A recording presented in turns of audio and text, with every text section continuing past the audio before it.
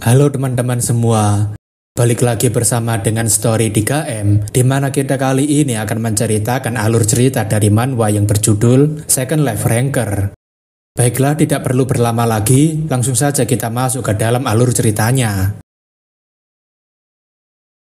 Sedikit preview season sebelumnya, di mana kematian Summer Queen menjadi akhir bagi Red Dragon dan juga menjadi titik balas dendam Jungwoo. Setelah kematian Summer Queen, Red Dragon akhirnya terpecah belah, membuat sisa anggota terlibat dalam perang saudara untuk memperebutkan tahta kosong. Red Dragon pada akhirnya terpecah belah menjadi 3 faksi, yaitu White Dragon di bawah kepemimpinannya Spring Queen, Black Dragon di bawah kepemimpinannya Tom, dan Green Dragon dipimpin oleh Hael, Leso, dan Bahratan. Landai 76 yang tampaknya tenang kini kembali menjadi perang 3 arah dan jatuh dalam perang panjang untuk bertahan hidup. Namun tentu saja, kejatuhan dari Red Dragon membuat beberapa klan lainnya mencoba merebut posisi mereka dan berusaha untuk mencari player baru. Tower yang tadinya sudah terkendali kini mulai berkecamuk layaknya sebuah kekacauan besar dan kekuatan menjadi hukum dan kebenaran mutlak. Di sisi lain, Jungwoo bersama dengan yang lainnya berusaha untuk membangunkan Ananta dari tidur panjangnya. Berkat informasi yang mereka kumpulkan dari Viradun, mereka berhasil merawat Ananta dan membangunkannya. Akan tetapi, kondisi Ananta tidak lagi sama seperti dulu karena eksperimen yang dilakukan oleh para penyihir Walpurgis yang ingin menjadikan Ananta sebagai wadah kosong. Sesa yang tadinya sangat bahagia bisa melihat ibunya bangun kembali, tentunya harus terpukul oleh kenyataan karena ibunya tidak mengenalinya. Meski semua orang senang karena Ananta telah berhasil dibangunkan, tapi Ananta tidak bisa mengenali siapapun dan tetap terdiam serta hanya menatap kosong kehampaan. Jungwoo berpikir andai saja dirinya tahu kondisi Ananta dan menyelamatkannya secepat mungkin, apakah dirinya bisa mencegah kejadian ini? Sanat mengatakan bagaimana dia bisa tahu kalau dia tidak memiliki Thousand Li A seperti All for One atau memprediksi masa depan seperti ketika Dewa Nordik. Namun tak lama, Pandai langsung mengambil minumannya Jungwoo sambil mengatakan kenapa dia hanya melamun dan tidak meminumnya. Jungwoo berpikir sepertinya dirinya harus menerima kenyataan ini dan juga sekarang dirinya telah memiliki banyak orang yang membutuhkan perlindungannya. Jungwoo berpikir untuk tidak menunjukkan kelemahannya di hadapan mereka semua karena dirinya harus melindungi mereka dan tidak kehilangan siapapun lagi. Jungwoo mengatakan dirinya pernah berjanji pada mereka akan memberitahukan semuanya pada saat waktunya tiba, jadi dirinya akan menceritakannya pada mereka. Ketika Jungwoo membuka topengnya, Pandai sangat terkejut karena Chen benar-benar sangat mirip dengan Heavenly Wing. Eudora tentunya senang karena akhirnya Ora Boni mulai terbuka dengan mereka dan tidak lagi menyembunyikan rahasianya seorang diri. Hari itu juga, Jungwoo menceritakan alasan kenapa dirinya menaiki menara dan berusaha sekeras mungkin untuk menjadi lebih kuat daripada orang lain. Pandai yang mendengar cerita itu tentunya jadi sangat marah, tapi Eudora hanya bisa terdiam sambil menggigit bibirnya tanpa mengucap sepatah kata pun. Pandai mengatakan jika ini menyangkut salah satu anggota mereka, maka mereka tidak boleh membiarkannya kesulitan seperti ini sendirian. Pandai mengatakan dirinya tidak bisa hanya diam duduk menontonnya, karena dirinya harus segera memberitahu ayah, tapi Eudora menyuruh agar Pandai kembali duduk. Pandai menanyakan kenapa dia malah marah padanya, dan Eudora mengatakan jika ayah pasti sudah tahu alasan kenapa Chen melakukan semua ini. Eudora mengatakan jika ayah sedang memberikan kesempatan pada Ora Boni untuk melebarkan sayapnya, karena dia tahu jika kakak pasti pada akhirnya akan meninggalkan sarangnya. Jungwoo kemudian mengatakan jika sebenarnya dirinya ingin agar mereka berdua menjadi sayapnya, dan Eudora beserta dengan Pandai tentunya jadi terkejut. Jungwoo mengatakan yang dirinya lakukan ke depannya mungkin akan membahayakan mereka beserta dengan sukunya, karena dirinya mungkin akan melawan seluruh tower. Jungwoo ingin agar mereka tidak keberatan melakukan ini, tapi sebelum selesai berbicara, Pandai mengatakan jika Chen bisa mengendalikannya saat dia membutuhkannya. Jungwoo tentunya tersentuh dengan Pandai, karena dia benar-benar ingin membantunya bahkan tidak bertanya alasan kenapa dirinya melakukannya. Pandai mengatakan bahkan jika ada yang mengambil posisi pewaris ketika mereka pergi, dirinya hanya tinggal mengalahkannya saja dan mengambilnya. Jungwoo yang merasa lega tentunya mengatakan terima kasih banyak, dan Eudora beserta Pandai juga merasa senang karena Chen tidak lagi tertutup pada mereka. Eudora kemudian menanyakan apa yang akan Oraboni lakukan ke depannya, dan Jungwoo mengatakan dirinya berencana membuat klan sendiri. Beberapa waktu setelahnya, Jungwoo berhati lagi dengan sangat keras karena dirinya tahu jika lawan yang akan dirinya hadapi akan jauh lebih kuat. Jungwoo berpikir ini baru saja permulaan untuk melindungi orang-orang terdekatnya, jadi dirinya harus menjadi kuat secepat mungkin. Han Ryeong memberitahu agar Master tidak hanya menyalurkan tekadnya saja, tapi pedang juga harus menjadi satu dengannya. Hanya dengan begitu dia bisa mencapai satu kesatuan. Dengan tubuh yang menjadi satu dengan pedang, seseorang bisa menguasai pergerakan pedang layaknya tubuhnya sendiri. Jungwoo terus membayangkan teknik miliknya Martial King yang mampu mengalahkan Summer Queen dan membuatnya mendapatkan julukan sebagai Martial King. Untuk mencapai kekuatan seperti itu, meski hanya untuk mencapai seujung jari kekuatannya, dirinya harus bekerja keras untuk melatih dirinya. Beberapa bulan kemudian, Jungwoo telah berhasil membuat suatu perkembangan, tapi sayangnya kekuatan yang dia tabung tidak dapat menahannya. Jungwoo berpikir ini masih belum bekerja, padahal dirinya sudah berulang kali mencoba untuk menyelesaikan kekuatannya. Berkat Demonic Dragon Body, Philosopher Stone, Awakening ketiga, dan regenerasi tubuhnya bisa menjadi cepat berevolusi. Pada dasarnya, tubuh Jungwoo tidak mampu mengikuti pikirannya, sehingga dia seperti menaiki beberapa anak tangga dalam sekali langkah. Terkadang juga, Jungwoo merasa seperti sedang terhalang oleh sebuah dinding yang sangat besar dan tidak mampu untuk keluar dari sana. Jungwoo yang sudah kelelahan berpikir mungkin dirinya harus beristirahat sejenak dan memikirkan apa yang salah dengan metodenya.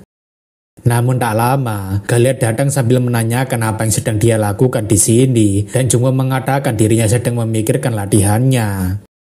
Jungwoo menanyakan kenapa dia kemari, dan Galiath mengatakan belakangan ini Sesa agak pilih-pilih makanan, jadi dirinya mencari cara agar dia bisa memakan sayuran. Galiath memang tahu jika Sesa adalah seorang ras naga, tapi bisa-bisanya dia menolak semua makanan yang dirinya buat, selain yang ada dagingnya. Jungwoo menanyakan apakah dia sudah mencoba daging kedelai, dan Galiath menanyakan memangnya daging kedelai hewan macam apa. Jungwoo mengatakan jika daging kedelai adalah kacang yang dihaluskan untuk meniru tekstur daging, jadi dia bisa mencampurnya untuk menyamarkan bau kacang kedelai dengan rasa daging. Beberapa saat kemudian, Sesa akhirnya mau memakan sayuran setelah Jungwoo membuatkannya daging kedelai bersama dengan sayuran. Sesa mengatakan jika paman adalah koki terbaik sepanjang masa, tapi masakan Galiath sama sekali tidak enak. Jungwoo memberitahu Galiath untuk menyesuaikan rasio daging kedelai dengan daging asli, karena jika tidak sesuai, maka Sesa pasti akan segera menyadarinya.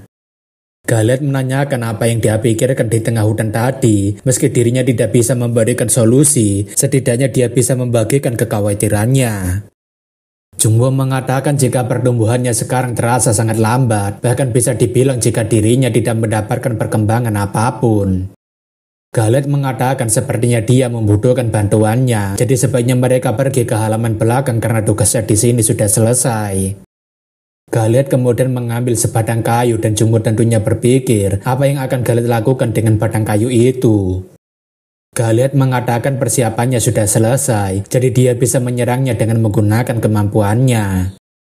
Jungwoo menanyakan apa maksudnya, dan Galiath mengatakan ayo kita lakukan seperti saat di dalam tutorial, tapi dia hanya boleh menggunakan skill dasar saja.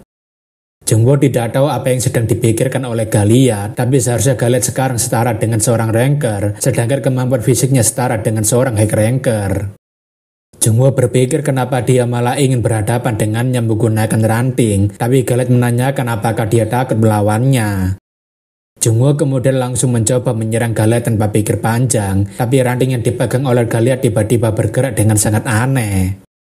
Ranting pohon itu tiba-tiba berubah seperti sebuah cambuk yang tiba-tiba mendatangi Jungwoo dan membuatnya tidak sempat menghindari serangannya. Jungwoo yang terkena serangan telak secara tiba-tiba tentunya menanyakan apa yang barusan terjadi, kenapa dia bisa langsung menyerangnya. Jungwoo berpikir bagaimana mungkin, padahal jelas sekali dirinya mengikuti aliran serangannya dengan mata naganya dan extrasensory perception miliknya. Akan tetapi, kekuatan dan kecepatan yang ada di dalam ranting itu melebihi pemahamannya, seakan ranting bukan lagi sebuah ranting. Galiat menanyakan ada apa dengan ekspresinya itu, apakah dia masih belum memahami alasan kenapa dia terkena serangannya. Galiat menanyakan apakah dia mau mencobanya lagi, dan Jungwoo mengatakan tentu saja karena dirinya masih belum selesai. Tidak peduli trik apa yang sedang digunakan oleh Galiat, Jungwoo berpikir jika dirinya hanya tinggal fokus saja pada rantingnya.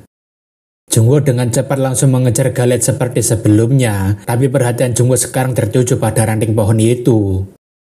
Akan tetapi, Galiat dengan gerakan yang agak menipu mulai mengejar penglihatan Jungwoo, dan Jungwoo berpikir apakah Galiat mencoba untuk menghindar. Namun sayangnya, Galiat malah melakukan serangan yang sangat aneh dengan menyerang Jungwoo dari balik punggungnya. Jungwoo yang terkena serangan tersebut tentunya berpikir bagaimana bisa serangan seperti itu bisa menggoyangkannya, padahal seharusnya dirinya yang akan menyerangnya duluan. Jungwoo yang terpental berpikir memangnya teknik macam apa yang digunakan oleh Galiat, padahal dirinya sudah mencoba mengikutinya menggunakan Dragon A. Jungwoo mengatakan mari kita coba sekali lagi, tapi Galiat mengatakan dirinya ragu akan ada perbedaan setelah melakukannya lagi. Jungwoo mengatakan belum tentu, karena dirinya pasti akan menemukan trik yang disembunyikan seperti Sunpo-nya. Jungwoo kemudian menyerang Galiat dengan gerakan yang lebih cepat, sembari mengikuti arah pergerakan serangannya. Namun entah berapa kali pun Jungwoo mencoba menyerangnya, dia selalu terkena serangan telak dari Galiat, bahkan tidak sempat menghindar ataupun bertahan. Jungwoo berpikir jika ini bukan lagi masalah teknik, bahkan dengan menggunakan Dragon A, jadi sepertinya Galiat menggunakan skill yang berbeda. Jungwoo menanyakan bagaimana dia bisa melakukan serangan seperti itu, dan Galiat mengatakan sepertinya dia sudah putus asa. Galiat mengatakan jika yang dirinya gunakan adalah mental fortitude dan dirinya tahu jika dia sedang berfokus untuk mendorong tubuhnya untuk mencapai batasannya. Galiat mengatakan mendorong tubuh melebihi batas memang dibutuhkan oleh tubuh naga, tapi itu bukanlah tugas yang mudah. Akan tetapi, masalahnya bukan berada di dalam sana, karena masalah terbesarnya sekarang bukan berada pada kekurangan ataupun skill, melainkan pada kekurangan imajinasinya. Mental fortitude pada dasarnya tentang memperluas inner world keluar dan kemudian dibagi menjadi dua bagian. Pertama adalah extrasensory perception untuk memahami lawan dan area sekitar, sementara aura untuk mempertahankan dan juga memperkuat serangan. Akan tetapi, ide tentang mengeluarkan mental fortitude dari dalam belum pernah dipikirkan oleh Jungwoo, jadi dia hanya mengandalkan apa yang telah dia pelajari tanpa mengembangkannya. Galiat telah mengintegrasikan mental fortitude jauh ke dalam tubuhnya dan telah mencapai harmonisasi antara pikiran dan tubuh. Pada dasarnya, yang berubah bukanlah kayu yang dipegang olehnya, tetapi Galiat sendiri yang membuat Jungwoo salah memperhatikan fokusnya. Galiat menanyakan apakah sekarang dia paham apa kurangnya darinya dan bagaimana dia bisa memperhatikan imajinasi yang dirinya maksud. Jungwoo selama ini berpikir jika kekuatan brutal adalah esensi dari kekuatan itu sendiri, jadi dia hanya berfokus pada kekuatan penghancur saja.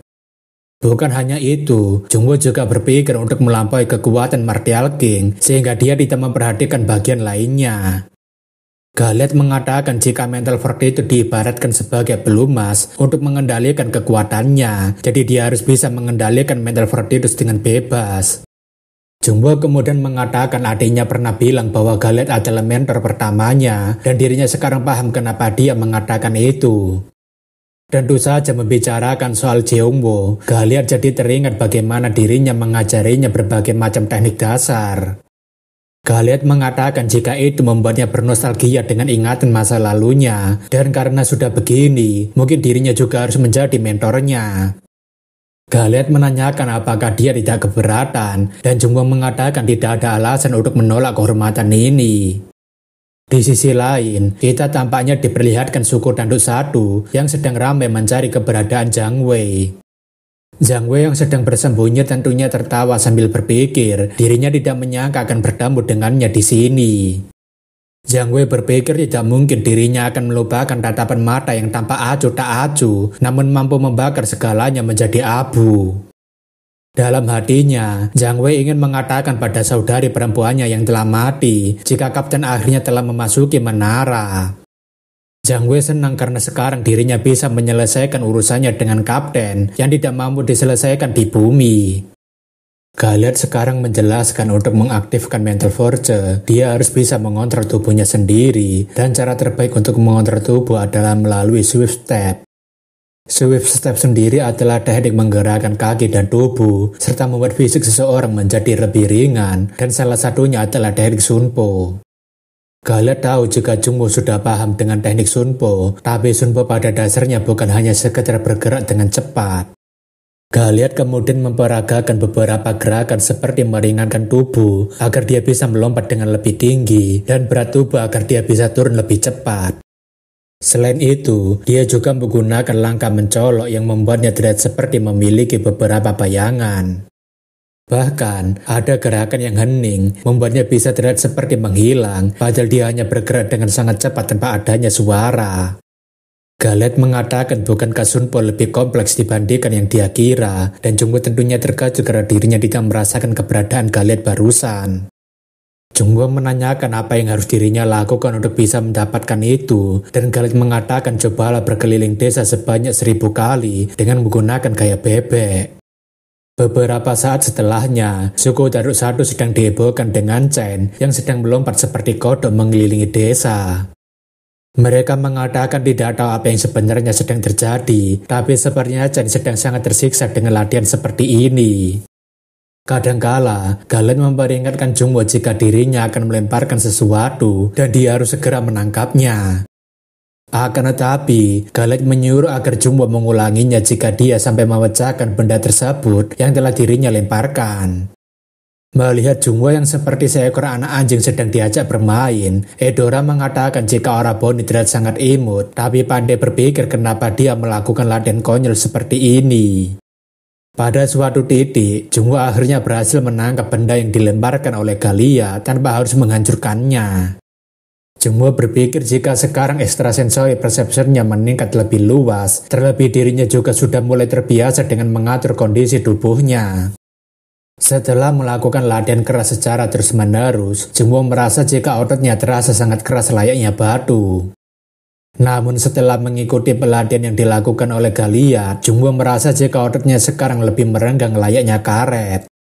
Jungwoo sekarang bisa merasakan setiap otot di tubuhnya yang ingin bergerak bebas, bahkan setiap sel dan juga denyut nadi yang terasa rileks. Galiat mengatakan jika dia sudah menguasai cara berjalan, mungkin sudah saatnya baginya untuk belajar cara berlari. Jungwoo menanyakan bagaimana dirinya harus melanjutkannya, dan Galiat mengatakan praktek langsung adalah metode yang terbaik. Setelah beberapa saat, Jungwoo dan Galiat melakukan pelatihan pertarungan langsung, dan terlihat Jungwoo sekarang bisa menahan beberapa serangan dari Galiat. Melihat perkembangan Chen yang meningkat dengan sangat drastis, tentunya membuat Eudora dan Pandai hanya bisa mencoba untuk mempercayai apa yang sedang mereka lihat. Namun di satu sisi, Eudora dan Pandai berpikir jika Chen sudah berkembang dengan sangat cepat, sementara mereka tidak ada perkembangan sama sekali.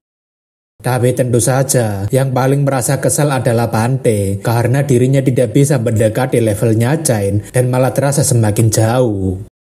Pandai masih mengingat jika dirinya ingin agar Chen mengandalkannya jika dia memerlukan sesuatu karena dirinya tidak akan keberatan.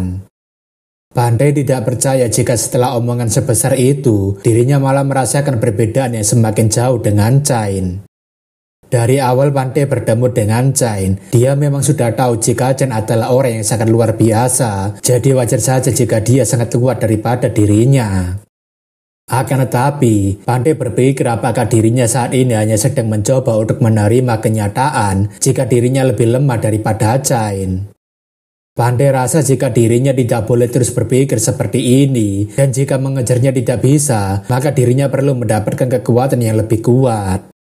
Tak lama kemudian, Pandai masuk ke dalam ruangan perpustakaan yang dijaga oleh Head Elder tanpa mengucapkan salam apapun. Crimson Sage tentunya berpikir apa yang sedang dilakukan anak ini kali ini. Apakah dia kali ini mencoba mengacau di tempatnya? Akan tetapi, Pandai dengan semangat menggebu-gebunya mengatakan jika dirinya ingin agar Head Elder mewariskan kekuatannya yaitu Lightning Bolt padanya.